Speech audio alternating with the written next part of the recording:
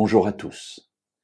Nous avons vu hier comment le croyant désire s'approcher de son Dieu et ce cri déchirant qui le transperce parce qu'il ne sait pas comment faire. Alors il se présente devant lui en s'inclinant, puis en lui amenant un animal, puis en lui amenant tout un troupeau, et en fin de compte, il désire même lui offrir son propre fils, s'il le faut en sacrifice, mais ce qu'il recherche, c'est retrouver la communion avec son Dieu. Et nous nous sommes arrêtés là, hier, devant ce point d'interrogation. Comment faire pour venir à Dieu? Qu'est-ce qu'il faut lui apporter? Dans quel état d'esprit faut-il être? D'humiliation ou d'humilité? Mais j'ai bien dit humiliation. Et puis, voilà la réponse de Dieu. Dans le livre de Michée, du prophète Michée, au chapitre 6, et au verset 8, après cette gradation dans ce qu'on veut offrir à Dieu pour retrouver la communion, voici sa réponse, au verset 8.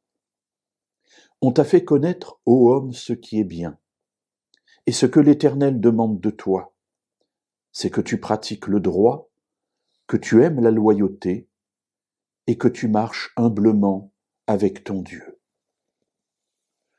Voilà la réponse. Qu'est-ce qu'il va choisir? Est-ce qu'il va choisir le fait qu'on s'humilie devant lui, qu'on lui offre des veaux âgés d'1 an, ou des myriades de torrents d'huile, ou le fils premier-né? Voilà sa réponse. On t'a fait connaître, ô homme, ce qui est bien et ce que l'Éternel demande de toi. Voilà, tu vas le savoir, tu le sais déjà d'ailleurs, mais je vais te le rappeler.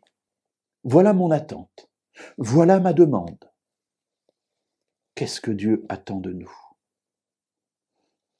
Que tu pratiques le droit, c'est-à-dire que tu marches selon ma volonté. Ce qui est droit, c'est ce qui est conforme à la volonté de Dieu.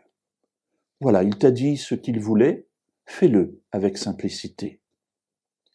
Que tu aimes la loyauté, c'est-à-dire que tu restes fidèle à l'engagement que tu as pris, aux valeurs que je t'ai données. Et comme conséquence, troisième élément, que tu marches humblement avec ton Dieu. Voilà ce que Dieu attend de nous.